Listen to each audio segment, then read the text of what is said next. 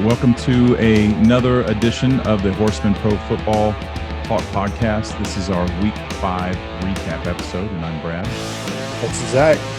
I'm Effort. And we want to let you know, if you're watching this, please hit that subscribe button and the bell icon so you never miss an episode.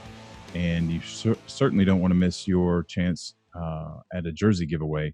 So if you're watching this, please hit that subscribe button and the bell icon so you never miss an episode or miss your chance for the jersey giveaway.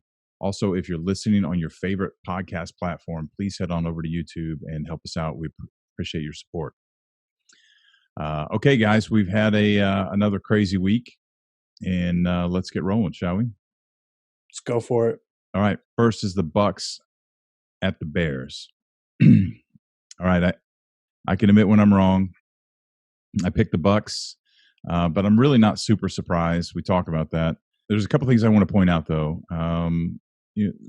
There was an unnecessary roughness call on a very clean hit on Foles late in the fourth quarter and sustained the Bears' drive, and which ultimately led to a field goal. This call doesn't happen. The Bucs win.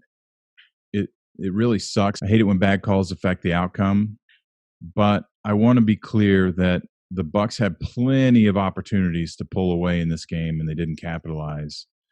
Mad respect for the Bears defense. I mean, they held the Bucs to 4 field goals, and it doesn't take a mathematician to figure out that any one of those field goals is converted to a touchdown. The Bucs win this game, and they should have. But the biggest thing that jumps out at me is penalties. And you hear me talk about penalties all the time. Penalties are a sign that there's lack of discipline in the locker room. That comes from the head coach. It doesn't come from anywhere else. This is a head coach's responsibility. And I don't know enough about Arians at this point to be able to make a statement, but I know that the Bucs had 11 penalties for 109 yards against the Bears. It also doesn't take a genius to figure out you cut those in half, the game's a completely different game. They've had 42 penalties in their first 5 games. And you just can't win games like this. What I like is that Arians took responsibility for this game as a coach.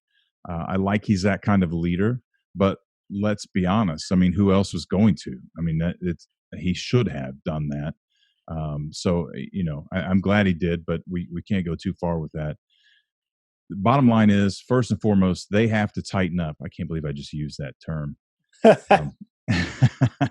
It's TIGHTEN, to be clear. You know how I feel about penalties. This will kill the potential for the Bucs in the postseason if they don't get it together. Yeah, I agree with you. First off, I want to say hats off to Chicago for winning that game as a huge victory over the Bucs. But I agree with you on my notes here. I was going over the stat sheet, and everything was fairly close. The Bucs had about 96 more yards on offense than Chicago did. But, yeah, the biggest thing that did stand out to me was the 11 penalties for 109 yards. You just can't have that many penalties and expect to win football games in the NFL. Yeah, I don't have a whole lot more to add to this than you guys. Like you said, the penalties were a big thing in this game, especially in the second half for both teams. There were flags left and right as soon as they came out from the half. So it got real stale to watch. But the Bears did what they had to. And aside from the penalties, the Bucs, Ronald Jones look good. They don't really even need Leonard Fournette. So this is going to be a team that's going to have to rely on their defense and the run game, because we saw Tom Brady miss throws that we're not used to seeing Tom Brady miss. And you could say, we're only 4 weeks into the season, 5 weeks into the season, and no preseason, But I mean, we're far enough into the season of full games that, I mean, they basically had their preseason. They should be ready to go. And he's still missing throws. So I'm not going to sit here and give him excuses. He just didn't look the part, and the Bears were able to capitalize on the few mistakes that they were making. And I mean, it all really boils down to the Bucs just shooting themselves in the foot all day. Yeah, and there's I'm going to say some things. It sounds like I'm contradicting what you're saying, but I know you well enough, and we've had enough of these conversations that what I'm getting ready to say is exactly what you meant and what it's just adding to what you said. And I know Zach feels this way too. Um, First of all, I'm not contradicting what you said about Brady, but it is only the fifth game in a new system, blah, blah, blah. And he should know what's going on with the system, but he hasn't coming up against a defense like this yet. And so again, kudos to the Bears defense for putting Brady in such an uncomfortable situation that he just wasn't comfortable. And it truly showed. And the same thing with the Browns and the Colts, and we'll talk about that later. So it really is a combination of both. I would say Brady's lack of experience in this offensive system under the circumstances that the ferocious Bears defense put him under, and then the penalties. I think we'd all agree those are probably the three keys to this game. Yeah, that's a good point. I mean, the Bears guy, I believe it was 43.9% of the time Tom Brady was under pressure. And I think like 20%, 18 or 20% of that was Khalil Mack. You know, he was in his lap all day long. And Tom Brady's never been good with somebody in his face. It's a known fact that if you get the blitz up the middle, he's just not gonna play well. And you know, the offensive line has played pretty well, but that Bears defense is just really good. Khalil Mack is a different type of player. Yeah. So he was putting them under duress all day and throwing them off, and it paid off for him.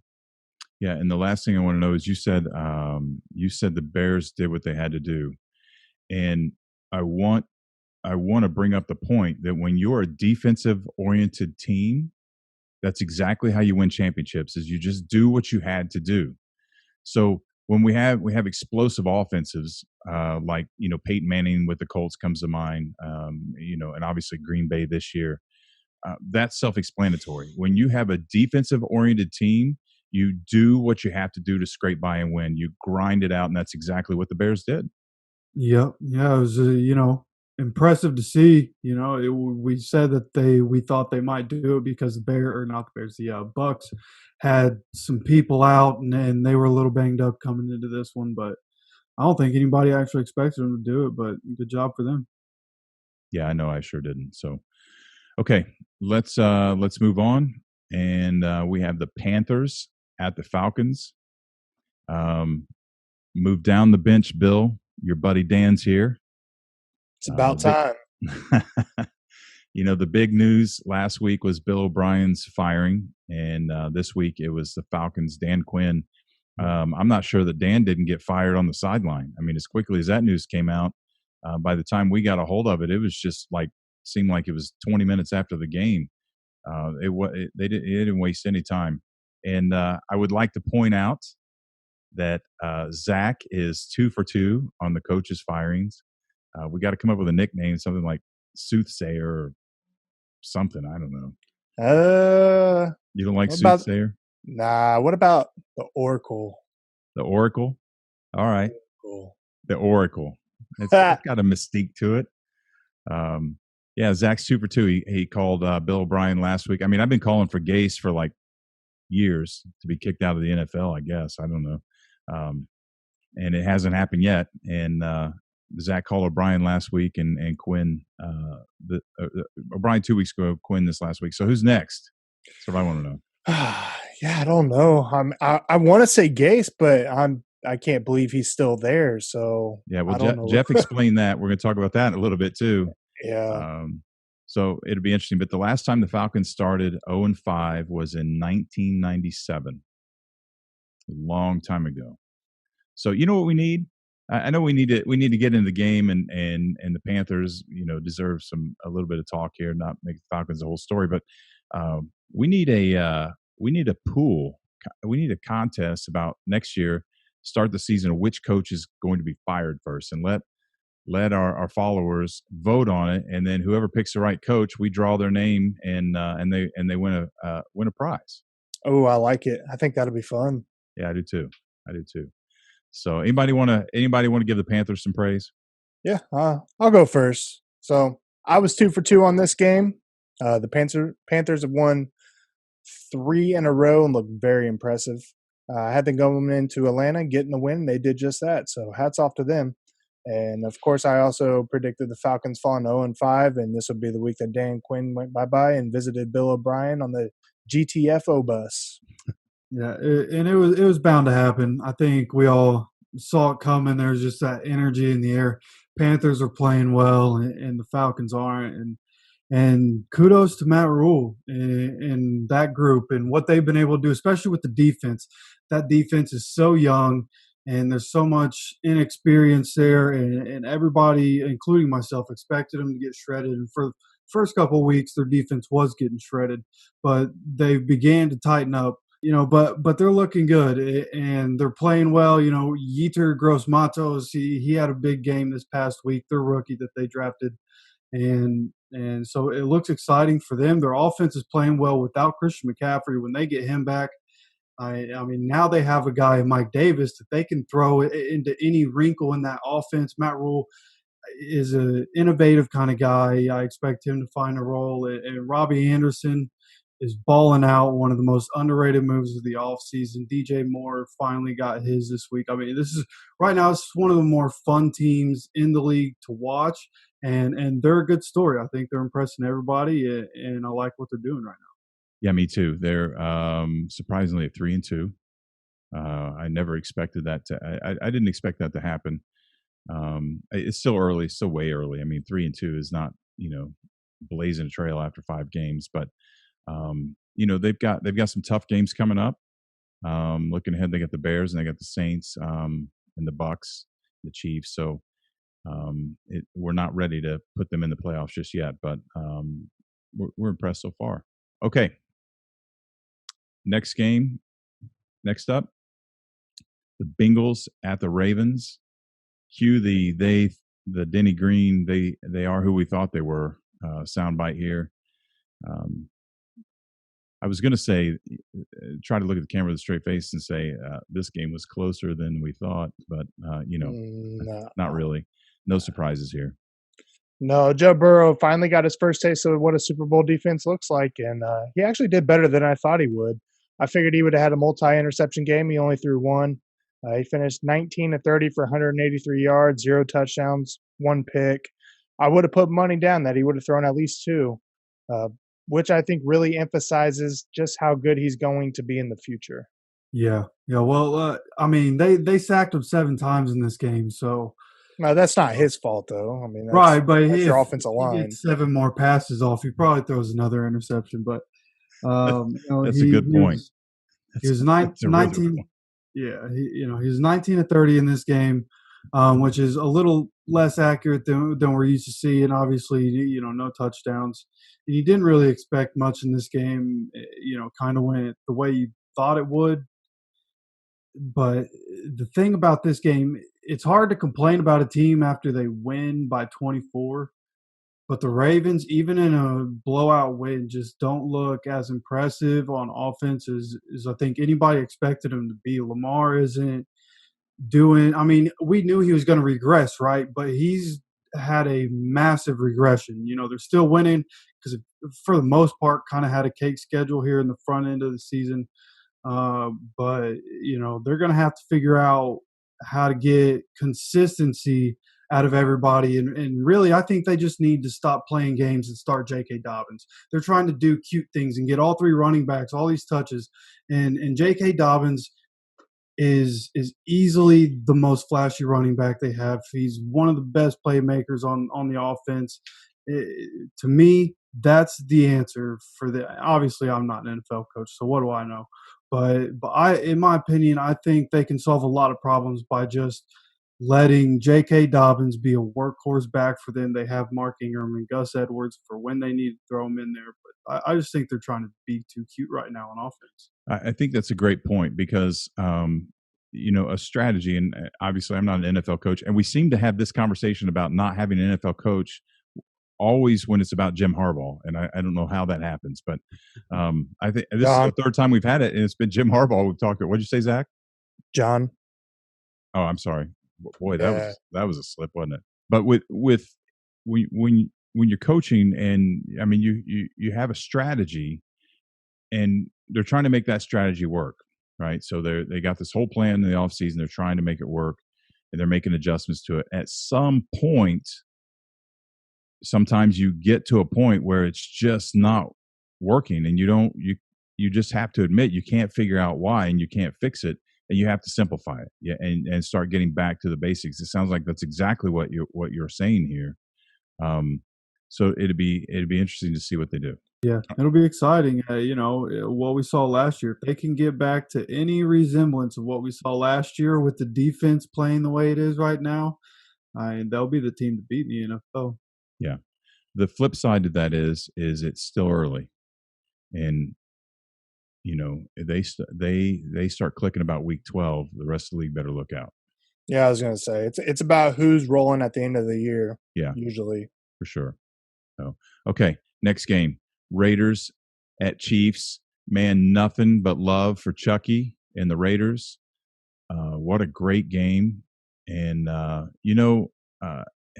you and I were talking the last couple minutes of that game that the Chiefs were down 2 touchdowns with a couple minutes left, and we were like, this is nothing. Mahomes is a freaking magician, and he could effortlessly put 2 touchdowns up in less than 3 minutes. But the the funny thing about Mahomes is that, and I think I said this yesterday, Jeff Hefe, that Mahomes is like a kid that you knew in school that got away with everything. Like every time he got his ass in a jam, he somehow figured his way out of it. And as I was sitting there watching the game, I thought, there's no way. I mean, I was rooting for the Raiders. I'm a big John Gruden fan. I always have been. I think he got screwed with the Tuck rule thing in 2003. We've talked about that plenty of times, about the butterfly effect and how things could be different had he won that game. And I was happy to see the Raiders succeed. I'm not anti-Chiefs. I love what Andy Reid's done to Mahomes, but it was a fun game to root for the Chiefs. But I just couldn't help but think that just out of nowhere that Mahomes is going to pull this out of his hat and pull this off. He's the kind of kid that you simultaneously love him and you hate him for it. Seriously. But as far as the Raiders, Hefe, I suspect that they may only get better from here. Yeah, that's what it looks like, and that's what I'm hoping. The defense has got to find consistency, but the offense, I mean, they had it rolling all together. Derek Carr was 22 of 31 for 347, 3 touchdowns and 1 pick. I mean, all across the board stats better than Mahomes. He was able to outduel Mahomes, and they were able to get Josh Jacobs going. He ran the ball 23 times. He only had 77 yards. So it's not the greatest average, but it's efficient enough, and he had 2 touchdowns to go with it. They were able. They're not doing anything crazy. They had some big plays in this game, and that's what we knew the Chiefs were going to be susceptible to is the big plays. We've seen it in the past, and Henry Ruggs being in this lineup changes everything. You heard me talking 2 weeks ago in our recap with the Raiders. There was a game Henry Ruggs wasn't there to open things up, and I really thought that affected the offense, and we saw it again last week. But with Henry Ruggs, even if he's not having a huge game for them, he was able to get a big play, get a touchdown in this game. But even if Henry Ruggs isn't doing much, he has that Tyreek Hill effect where the defense can't help but worry about him because he can take the top off and explode real quick. So, as long as he's healthy, I think the Raiders offensively are going to be a problem. But the Chiefs, from the Chiefs' point of view, they got to find consistency too on their defense. The offense looks a little different this year. I think they're trying to play more ball control this year. But both these teams look really good. Just need to find consistency on that defense. Yeah, I'm agree with you guys. I think the Raiders are definitely the real deal. They've proven that they can beat anybody in the league, especially when you beat New Orleans, who you guys have them winning the Super Bowl this year, or did. I don't know if you still do or not. But so New Orleans is one of the top teams, even though they've been banged up. This was week 2 when Vegas beat them. So they've proven they can win against New Orleans. They just beat the defending Super Bowl champs at Arrowhead. I think the Raiders are for real. They're one of those teams that right there on the edge of being really good. So I think they'll take a few more steps, but it wouldn't surprise me if they get hot towards the end of the year and make a push in the playoffs. And then on the Chiefs side, Their defense, extremely vulnerable. We saw that in this game. The Raiders completely dominated them, put up 40 points against them. The Chiefs struggled against the Chargers a few weeks ago, too. So they really need to clean up that on the defensive end. I agree with you, Hefe, on the offensive end. They're kind of playing more ball control instead of just being lights out, slinging it. If it ain't broke, don't fix it. That's my opinion. And your offense was flying sky high last year. Why try to slow it down? Let Mahomes do his thing. He's got studs all around him. So we'll see how it goes going forward. Yeah, agreed. Well, that's why we play the game, right? Okay, so moving on. Next game is Rams at the Redskins, the Jekyll and Hyde game of the week. My analysis is that the good Rams showed up and the bad Washington football team showed up, and the score reflected as such. Yeah, so first I want to give a shout out to Alex Smith. He was seeing his first NFL action since his gruesome life-threatening injury back in 2018. It wasn't a good performance, but still he was out there, so hats off to him. And for the Rams, they had a solid game. Jared Goff finished with 309 yards, 2 touchdowns, and a rushing touchdown. So the Rams moved to 4-1. They're right on the heels of the Seahawks. Yeah, you would hope to see this kind of game against the Giants last week, but they came out and they handled their business. They corrected mistakes. The offense from the jump was good to go, and Aaron Donald was just, I mean, he's playing outrageous this year. There are 3 guys this year that are just outrageous on the D line. That's Khalil Mack, Aaron Donald, and Myles Garrett. The 3 of them are playing out of their mind. Aaron Donald was on Alex Smith all day yesterday when he came in the game. As long as he's getting pressure and Jalen Ramsey is locking up a side of the field, then the offense really shouldn't have to do much, you don't think? So going forward, as long as they play like this, they're going to be contenders no matter who they're playing. All right. So let's move on to the Cardinals at the Jets.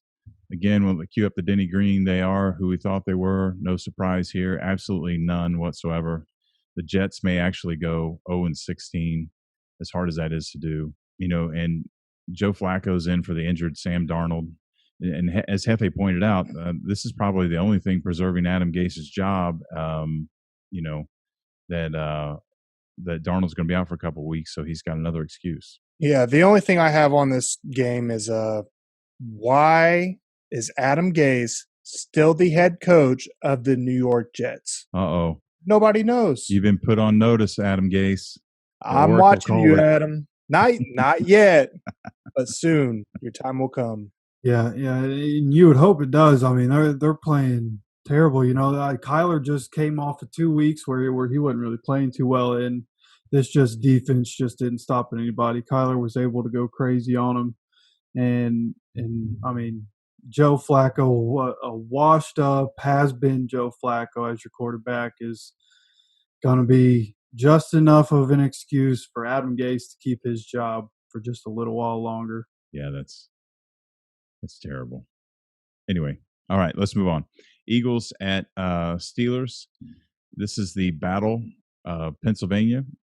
And the big story here is the Eagles are still trying to find their identity, and they were in this thing to some degree. Yeah, they stay competitive, but the Steelers got the ball rolling in the second half.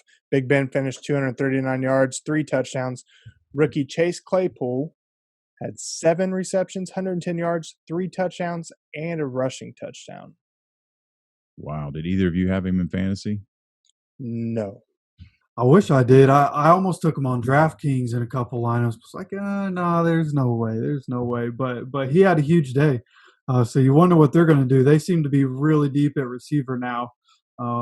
So going forward, that's going to play out well for him, But I was impressed with the Eagles here. For as hurt as they are, and for them to battle the way they did, I kind of assumed that Carson Wentz was going to throw an interception or 2. He ended up with 2.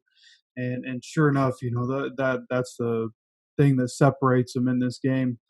But he didn't play terrible for the situation he's in. 20 of 35, 258, 2 touchdowns. But they seem to have found a nice receiver in Fulgham. I don't know anything about him. I hadn't heard of him coming into this week, but he had 10 catches for 152 and a touchdown. And they're supposed to be getting Jalen Rager back, I believe, in 2 weeks off the IR. And when they get those two together, it'll be interesting to see if they can really start to get something rolling. I mean, as of right now, they're only one game back from the Cowboys, or a half game back from the Cowboys, for the division right now. So, the division's still winnable, and if they can get just some of these guys back over the next 3, 4, 5 weeks, they look like they can be a contender. Yeah, we'll certainly keep our eye on them. As far as the Steelers, they moved to 4-0, should be 5-0 asterisk. Pretty remarkable, and they sit alone at the top of the AFC North. All right, so next game up is the Jaguars at the Texans. So the big story here is O'Brien was fired, and rightfully so. Romeo Crennel took over. Romeo and a little bit of history and trivia that Romeo Crennel is the oldest coach to ever coach an NFL game as of the other day. It's actually a record that stood for over 53 years. The previous record holder was George Papa Bear House, the Chicago Bears, at 72 years and 318 days. The last day he coached on December 17th of 1967. And the second oldest coach, which would now be the third, is Marv Levy at 72 and 139 days in his last game in December of 1997 for that amazing Buffalo Bills team of the 1990s. So he's only the third coach over 70 years old. He's been coaching the league since 1981. And I remember 1981, and neither of you do, for obvious reasons. Crennel's part of the Parcells coaching tree, and he has a long history with Beelzebub. To his credit, he has 5 Super Bowl rings, 2 with the Giants in 86 and 90, and 3 with the Patriots in 2001, 2003, and 2004. So, however, as a head coach, he boasts a paltry record of 28 and 55, which is a 50. That's not even right. What is that? 25% win percentage. I mean, that's worse than the Speedway High School boys basketball coach that has like 31% win percentage after 15 got him games. again. Truth hurts sometimes. Hey, just spitting facts. Yeah. So I want to say congratulations to the Houston Texans on getting your first 2 wins of the season. Number 1, firing Bill O'Brien. It's about time. And turning right around and winning your first game over the lousy Jacksonville Jaguars. Congratulations.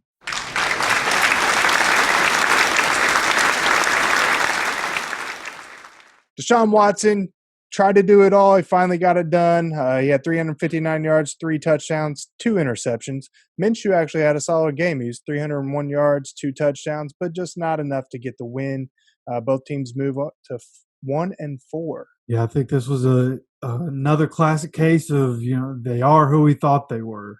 And the Jags, after that fluky week 1, the way the Colts offense just played, not so fluky, but after week 1, the Jags have went in the toilet. Their defense is pretty damn bad. And Gardner Minshew, he's just not the guy. And it'll be interesting to see what happens with the Texans. I don't think they're going to, I know the Colts started 1-5 a couple years ago, ended up in the playoffs, but that's not a situation I see happening for either of these teams here. The Texans look better on offense, but only because the Jags are trash on defense.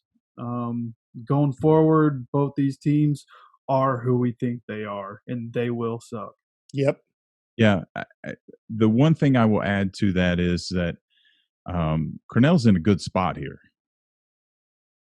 Romeo Crennel has nothing to lose. They started 0-5 already, or 0-4, whatever the case may be. And he's the interim coach, right? So, he's in his 70s. So what has he got to lose? So he's in a position to look really good here. They pull out and they finish 500 or just below 500. He looks like a genius. If they win 4 games, then it's no skin off his back. It was O'Brien's team. So he's in a pretty good situation to have a good time with this and really enjoy what he's doing. I'd also like to throw in here as a side note that we talked about where O'Brien could end up.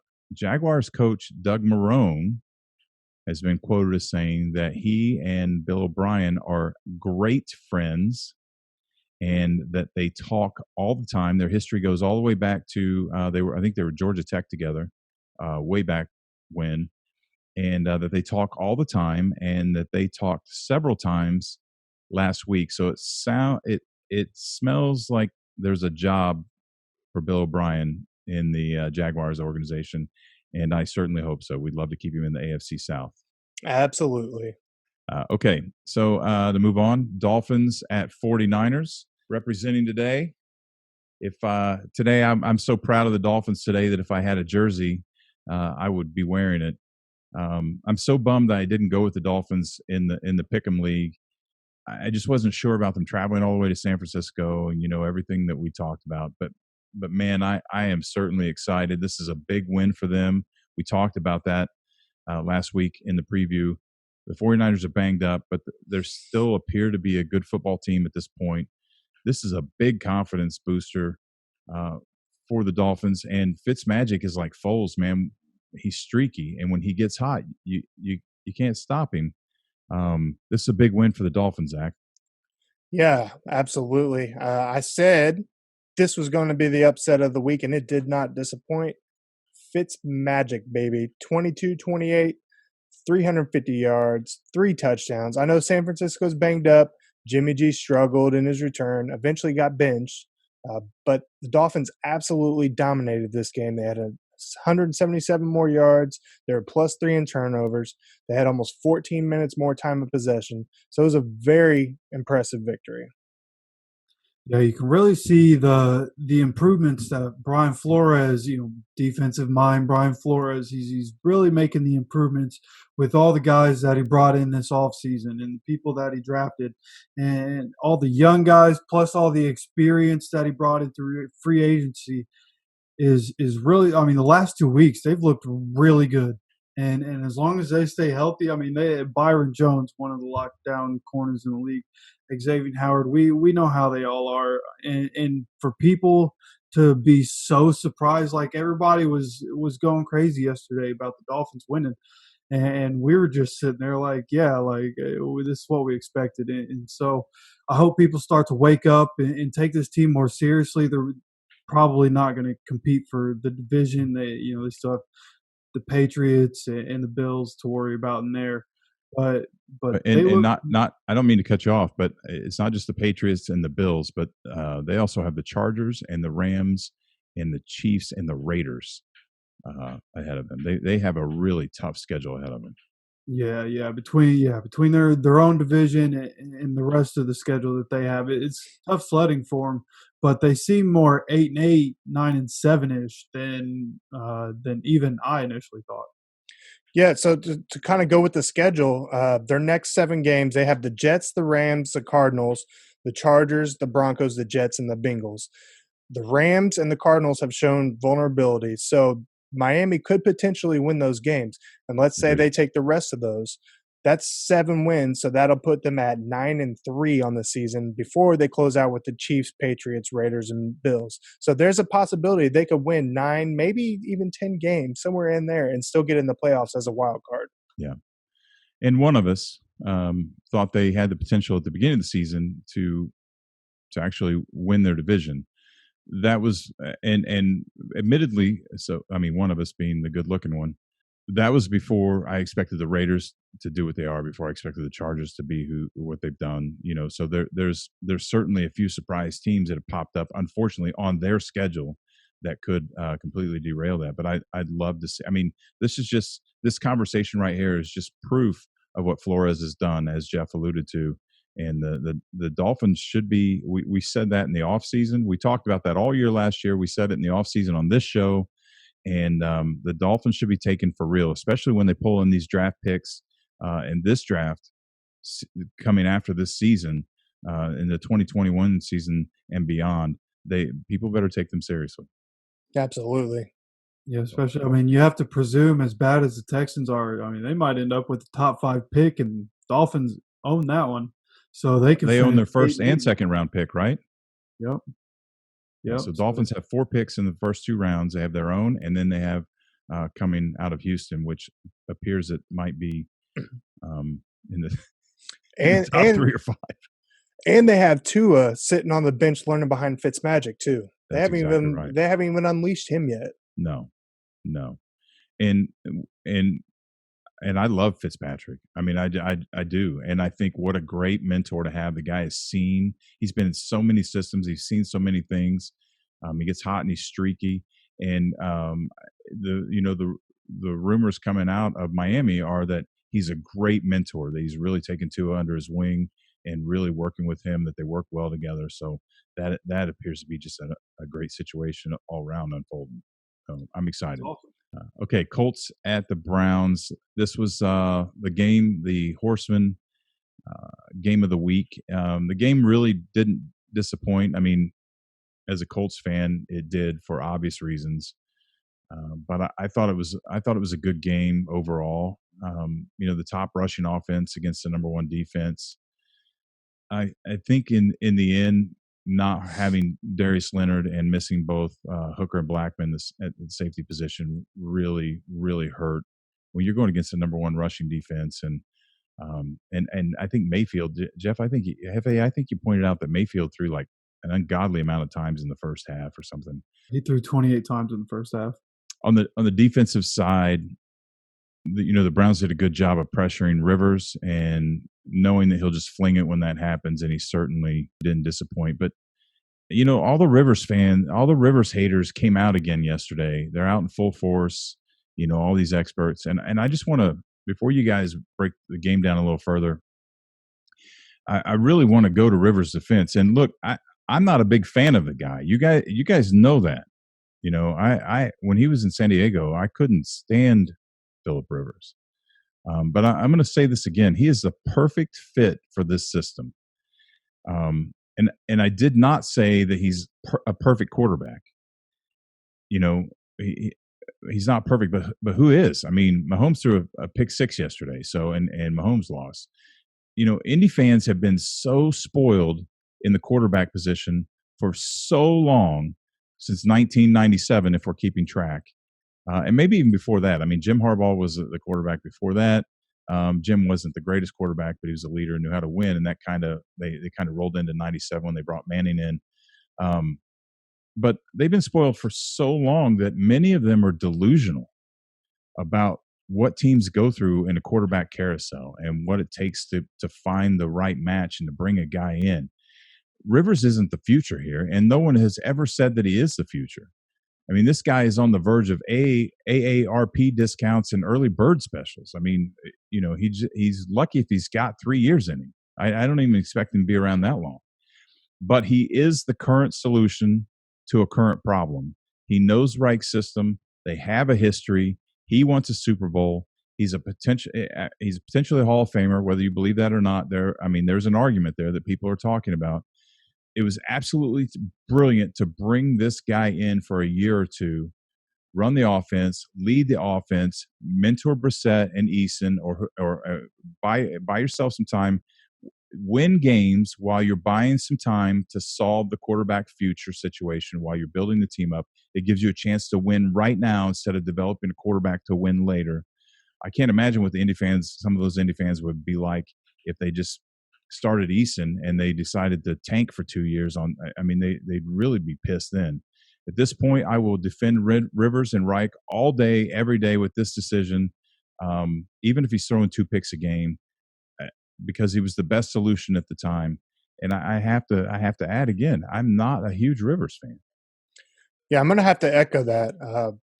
First, I'm going to give credit where it's due. Cleveland looked good against the Colts. They made the plays. They were out there making ridiculous catches. You make plays like that, you put points on the board, you get the win. Credit to you. Good job. Blah, blah, blah, blah, blah. To touch on this whole issue here, I'd like to note that the Colts were without starting Pro Bowl linebacker Darius Leonard. He's the heart and soul of our defense, and he makes a huge impact in every game. I'd also like to note that for the first time in 22 games, the Colts were without their starting left tackle, Anthony Costanzo, which the left tackle is the position on an offensive line. Great point. You're going against a defensive line with the likes of Myles Garrett, Sheldon Richardson, and Olivier Vernon, and that hurts a lot. Not having your tackle, it hurts a lot, and I think it definitely had a huge impact on the way Rivers performed. So I'm not making an excuse for him, but as a former football player, I can attest to just how much missing starters impact a game. And I know the haters are going to hate, especially with Colts fans that have been spoiled by Manning and Luck for as long as they can remember. But everybody relax. Don't be a fair weather fan. Give it time. Support your team 100%. The Colts are in good hands with Reich and Ballard. And this whole Rivers thing will be fine, and the Colts will be fine. I guarantee it. Yeah, that left tackle thing was really an issue in this one. This was one of the worst games of the season to not have Costanzo because Myles Garrett is a right end, and so you need that left tackle, and it was just a recipe for disaster all day. Myles Garrett is so good; he already has 6 sacks this year, and I mean he was a problem all day long. We watched that game and it was like every drop back he was one step away from getting to Rivers, and with that happening all day, again, you can't make excuses for Rivers throwing the interceptions. You can't make excuses for bad play calls from Frank Reich, but Myles Garrett was making it happen yesterday. So good on him. But you kind of heard me mention while we were watching that game that I mean all the catches that they were making in the place that Baker was throwing the ball and the way Kareem Hunt was finding the hole. I mean, in that first half, the Browns played as perfect as a team can possibly ever play. Agreed. And that's what it took to win this game. If that doesn't happen, I mean, Baker made stupid mistakes in the second half too, where both quarterbacks played like shit in the second half. Honestly, their offense didn't really do anything in the second half until the end of the game when Dearness Johnson broke off like a 30-yard run to basically put the game away for them, run out the rest of the time, whatever. They had like 270 yards or so in the first half, basically held to next to nothing all second half. The Colts defense is absolutely for real. That's what I was waiting to see. Even without Darius Leonard, Julian Blackmon went out for a little while in this game, and they scored on that drive. He ended up coming back in the second half, and that's when they clamped down, and we had a couple interceptions. But I think if Darius Leonard plays in this game and Anthony Costanzo plays in this game, I honestly think we win this game. It's just unfortunate, but the Browns are for real. For anything anybody wants to say, and for whoever was out for this game, the Browns played really good, and that defense played better than I expected them to, and they're going to be a problem going forward for sure. Yeah, I want to reiterate what you just said. First, I want to say, I mean, Blackmon came back in the game, but he had a groin injury, so it wasn't 100% Blackmon. I mean, the kid's still out there, but he's still, he's going to be cautious and he can only move certain ways. I'm sure there was a hindrance to some point. To what point, I don't know, but that is not the point. I don't want it to sound like, and I think this is exactly probably where you were just coming from. I don't want it to sound like that we're making excuses that the Colts lost this game, because the Colts didn't lose this game. The Browns won this game. I'll be the first to admit this. I have been rough on the Browns all year long. I didn't, Hefe, you've been talking for years the potential of the Browns. You've been a fan. We didn't think Mayfield could do it. He certainly did it in the first half. I agree with you. It was almost flawless. I was just watching the game like, where in the hell did this kid come from? I'll sum this up by saying, if the Browns continue to play like they did the other day, I don't think the rest of the league understands just how good the Colts are. I know that for a fact. And I mean, they trashed Minnesota, and we're getting ready to talk about Minnesota again. And they beat the Bears. This is a really good Colts football team. The Browns beat the Colts, and now it could have gone either way. And if there's a rematch in the playoffs, which there may end up being a rematch in the playoffs somewhere, this game goes either way. There's another 5 minutes this game could have changed. But the fact that these two teams beat the hell out of each other as bad as they did, I mean, and they are both for real. They're both formidable. The Browns did a hell of a job, and they are sitting tied for. I'm not going to laugh today. They are tied for second in the AFC North with the Ravens, a game behind the Steelers. And they are for real, and they have my attention. Yeah. I'll second that. And for anybody that thinks that coaches like a Dan Quinn or a Bill O'Brien take too much heat and the players need to play better, blah blah blah. This Browns team is the perfect example of why all that is bullshit. The coaches, their mentality, what their system is, their schemes are, how they get their players to play is everything going into a football game. Look at what Freddie Kitchens did with this same team last year. They were terrible, and they're just it's all the same people. Sure they're 1 year older, a little more experienced, but Kevin Stefanski came in, and after a week one where it looked like it was going to be the same old Brownies, Kevin Stefanski got it turned around. They played a couple bad teams, but they figured it out. And a good coach figured out how to get his star players to play like stars, and they're doing work right now. And Stefanski has done this in the weirdest football season ever. I didn't think we talk about this anymore this late in the game, this late in the season, but he's done it in the weirdest season ever with no preseason. Hats off. I'm a believer. Until proven otherwise, I'm in. Yep, and I started thinking about that last night while I was watching the Sunday night game. As long as the Browns don't completely fall apart, they at this point they could finish 9-7, and he's probably still coach of the year. Yeah, good point. Next up, Giants at Cowboys. We like to have a lot of fun with what we're doing. I like to crack a lot of jokes. But what happened yesterday, I want to acknowledge that before we start. I don't care who it is. You never want to see an injury like what happened to Dak Prescott yesterday. It's absolutely horrible. We definitely want to wish him a speedy recovery. And Zach, you touched on this earlier with Alex Smith. Alex Smith should have never been on the field yesterday. That should not have happened. What an amazing comeback. I'm going to say just by what I saw from Dak's injury, we're talking about basically the same thing. It looked like his entire foot was going to come off from the bottom of his leg. Horrific accident. You could see it as it carted him off. Someone was making jokes about they needed the Dak crying face to make a meme. I'm sure it'll be a meme, but that shows that the world's full of some assholes. Mm-hmm. I really hope that for all the jokes we make about teams and the Cowboys and this and that, I really want to wish Dak a speedy recovery. Yeah, absolutely. Yeah, and this is one of those things, like for as much as everybody jokes about the Cowboys, I had always been somebody that just like despised the Cowboys, and then they drafted Dak, and I had faith in Dak. I remember telling Zach after Dak was drafted that I thought he was going to take Romo's spot sooner rather than later. And he did. And so as much as I'll still sit here and say, f the Cowboys too, but Dak, I have a lot of faith in Dak, and I think he's a really good player, and it's really unfortunate to see this, but I did hear something kind of hopeful earlier. We all know Kenyon Drake. He's with the Cardinals now. He was drafted by the Dolphins, and he had the same kind of deal. He had the same thing happen to him when he was in college. And everybody wrote him off and said that he couldn't make it to the NFL and he wouldn't be able to come back.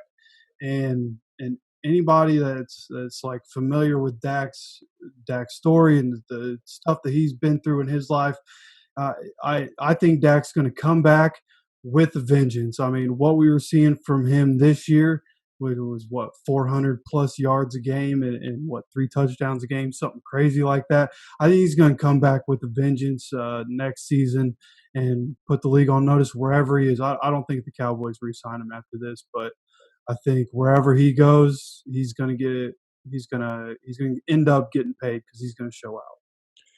Yeah, absolutely. I really hope he does make a good comeback, comes back balling, because he was playing at such a high level. It was unreal. He's putting up godly numbers in fantasy every single week. So it's just very unfortunate to see that happen to him. And then it kind of hurts a little bit more that he turned down that 5-year, $175 million offer back in the offseason. I understand it. He was putting the bet on himself because he knows what he was capable of. But when you get that kind of money, you got to take it for this reason here, because you never know what's going to happen. And in the NFL, you can get hurt on the very next play. You never know. So it's unfortunate to see that. I hope he can come back and return to form because the way he was playing, he deserved every single penny of that offer that he had, and I hope he can get it in the next few years. Yeah, and so fortunately for the Cowboys, they have Andy Dalton. I mean, they have a starting quarterback as their backup who's going to step in and start. So, curiously, you can't help but wonder with this type of an injury, even if he does come back at some level, he won't be the Dak Prescott that woke up yesterday morning. And I don't know what that is. I don't know if it's 99% or if it's 75% or whatever. I'm not writing the guy's career off. But if he comes back, he may not be what he was. What if what if the Cowboys go on a streak and win 9 games in a row? Well, I think Andy Dalton was a better choice. We had talked even way back when, I think it was back in the offseason, that when they were having the contract disputes with Dak, I was advocating that they should just let Dak go. Let him go. Spend your money elsewhere. You have Andy Dalton. He's a formidable quarterback. He took the Bengals to the playoffs, for God's sake. So it would not surprise me if they kind of turn around. I mean, they'll be doing it for Dak because of this injury, but I think Andy Dalton's a good player. I think he'll be a good quarterback for the Dallas Cowboys. Yeah, I think he'll be all right. I think the offense is going to have to look different. I mean, the defense is so bad that they should have already changed the way it looks. But with Andy Dalton, you would expect that going forward, Zeke's about to get. I mean, between Zeke and Tony Pollard, they're probably going to get 25 to 40 combined carries a game. They should definitely be leaning on the running backs, taking pressure off of Andy Dalton in pass game, and keeping their defense off the field because the Giants just put up 34 on them. So Right. As much as I like Daniel Jones and a lot of the guys on that offense for the Giants, there's no way they should put up 34 with the way they've been looking. I don't. I like Andy Dalton. I like Andy Dalton a lot, and I still like this offense, and I think they're good. I just don't think they're going to be able to win games because their defense is really, really bad. Yeah, which brings me to my rant of the week. So yesterday I saw number 54 Jalen Smith make a tackle behind the line of scrimmage late in the game, and he stood up and did a demonstrative pose and act like he was taking a selfie. You're part of one of the most horrific defenses in the league. You're 1-3. You're tied with less than 2 minutes in the fourth quarter with a team that has been mentioned in conversations of possibly being one of the worst teams in the league up to this point. You make a tackle slightly behind the line of scrimmage for a loss, and you stand up and pose and act like you're taking a selfie? I mean, are you seriously? I mean, Yeah, it's like when you're down 28 points and you score a touchdown, everybody's celebrating. Like, no, get back out there and do your job, man. yeah. And I remember on Monday Night Football one time, way back, long time ago. I remember. I don't even remember who was playing. I don't remember, but whoever was, they were down a couple touchdowns. He gave up the guy gave up a first down. The defensive back gave up a first down, but he had a hard hit knocking the guy out of bounds, and he got up, jumping around and celebrating. And I remember listening to Madden I love John Madden. He had such honest confusion in his voice. He said, "Well," he was like talking to himself. He said, "Well, I don't really understand that." And he just mumbled that a couple times, and then he said, "You you're down a couple touchdowns. You just gave up a first down, and you're going to celebrate making a tackle. That's what you get paid to do." And I've never forgotten him saying that. That's what I was thinking about yesterday when Jalen Smith did that. And I'm not anti-celebration by any means. I mean, I think some of it's ludicrous. That's probably my age. But it doesn't bother me. I mean, emotions are part of the game. I absolutely get it as being involved in being an athlete and being a coach and being involved. I mean, emotions make the game more fun.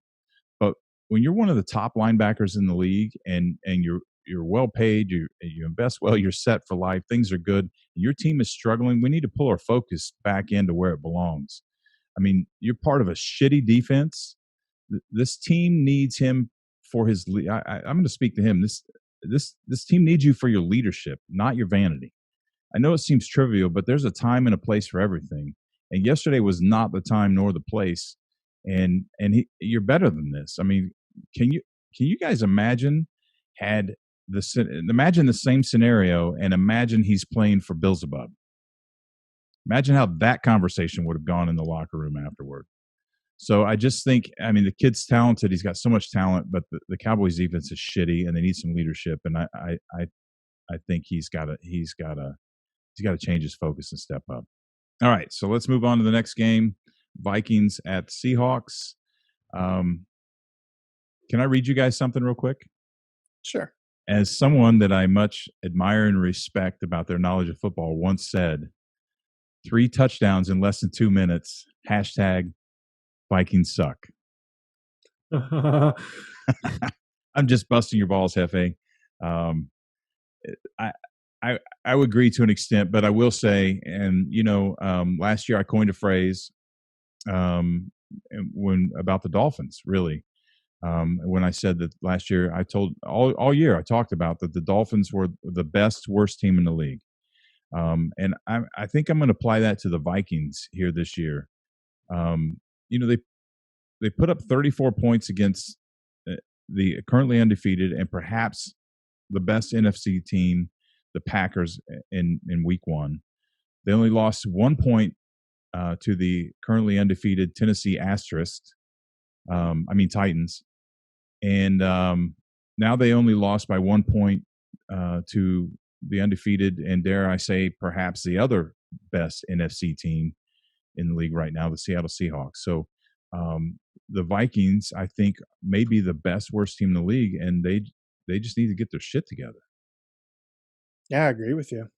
They've had a pretty rough schedule. They've been competitive in every single game they played, with the exception of the Colts, but that's because the Colts are a lot better football team than the Vikings. But they did give up 3 touchdowns in 2 minutes, right, Hefe? Yeah, which is what you were afraid of the whole day. I mean, even it was kind of like you mentioned, we talked about with Patrick Mahomes and how he can explode for points. I was sitting there watching that game, and the Seahawks were scoreless in the first half. They only had like 3 drives, couldn't get much going. And then in the second half, you could just feel it. You knew Russ was going to come out ready to cook. And he came out and threw 2 touchdowns, and Kirk Cousins threw an interception, and they had a rushing touchdown. They blew it up real quick. I think the Vikings got up again. But, when you give Russ 2 minutes, he went 96 yards in a minute, and what was that? A minute and 40 seconds, and won the game. And I mean, if there was any question of who's the MVP going into Week 5, Russ just let it be known, like, he's the best quarterback in the world right now, and there's no disputing. I think we might have some Green Bay fans on the line that want to talk to you, Hefe. Nah, I gotta go. I gotta go with Russell Wilson. He's definitely balling out so far. It's tough. Yeah, I got no qualms. I mean, I'm just teasing, and don't count out A-Rod. Don't ever count out A-Rod. Yeah. And that's why I gave the Packers and the Seahawks both their due in this conversation. Right now, they have emerged as the 2 front runners, in my opinion. And I don't mean to suggest that the Vikings are on anybody's either level with either of those 2 teams right now, because I certainly would be a fool if I did. Yeah, but they're definitely looking better. I mean, the defense is still a little leaky, but for most of that game yesterday, they did a pretty good job of bottling up Chris Carson and shutting down what Russ was trying to do. I think he started 12 for 12, something like that. But Russ ended up only 20 of 32. So as the game went on, they were able to force more incompletions, but he was throwing the ball further downfield trying to come back in that game. So the Vikings, at least on offense, their offense looks, without Kevin Stefanski, it looks the same way it did with Kevin Stefanski, which is good because Kirk Cousins runs that offense perfectly. The only thing the Vikings have to worry about for the next week or 2, maybe 3, is what's happening with Dalvin Cook. He left the game with a groin injury. He tried to come back in for a play, and he didn't look right. They took him back out, and he didn't come out. And Alexander Madison is a plenty good backup for them. So it's not a huge drop off, but Dalvin Cook is easily a top 5 running back in the league. So him being out changes things a little bit. But the Vikings are definitely looking good. They just got Mike Zimmer, great defensive kind of coach. I expect him to keep improving the defense week to week. Yeah, and the good thing with the Vikings is that next week they have the 0-5 Atlanta Falcons. Oh, good. That helps. Yeah. Who knows? They may bounce back with the new coach. Hopefully they trade Julio and they don't have to worry about Julio in their game next week. Trade Julio to who? The Colts. The Colts. That's right. Okay, so let's wrap things up. As we're recording this, the Chargers play the Saints tonight on Monday Night Football. And as you're listening to this, reminder, there's an NFL game tonight, which is Tuesday, October 13th. Is the first Tuesday night game since 2010 when the Eagles and the Vikings had to move to Tuesday night due to inclement weather. Before that, it was, I think, 1946. Tonight's game is the Buffalo Bills at the Tennessee Asterisks. So we'll talk about that on Wednesday. With that said, we definitely want to thank you for listening, watching, whatever the case may be. Please be sure to show us some love, like, share, subscribe. Tell all your friends. We appreciate helping us get the word out. Just a reminder, help us to reach 1,000 YouTube subscribers and have a chance to winning an authentic NFL jersey from the NFL shop on us. So every little bit helps. So we certainly appreciate your support. Also, every Wednesday, check out Hefe's Week 6 Power Rankings. You can find it on our Facebook and Twitter pages at Horsemen Sports. Be sure to check that out and let us know what you think. Let us know where your team's at and what your opinions are of the rankings, if you think they're better or worse. Also, it's not too late to go head-to-head against us in our weekly pick'em battle.